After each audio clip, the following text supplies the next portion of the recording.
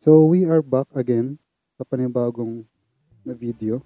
Meron lang akong i-announce. So itong announce na to, panibagong plano para sa Rise Integrated Studios. Ang plano na to is pwede ko siyang isahin. Then ito, ang una kong plano magparehistro ng logo. Pangalawa is magkaroon ng isang copyright sa mga videos ko. Technically, kapag may mga nag-re-upload ng mga videos ko sa Facebook, Instagram, Twitter, so makaka-receive sila ng copyright claim. Hindi po yun dahil sa music, yun po ay dahil sa videos, sa aking video.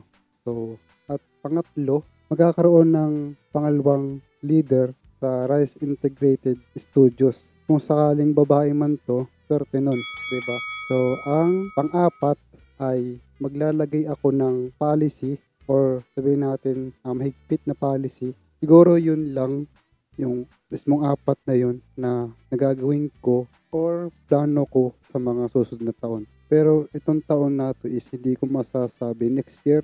Basta kung kailan man or kung ano mang year to, so pwede ko siyang gawin. Hindi ko kasi talaga siya masasabi kung kailan at kung anong year. Anyway, yun lang yung pinakang gusto kong i-announce sa inyong lahat at ipaalam sa inyo. So, kita-kita ulit tayo sa next video. Peace!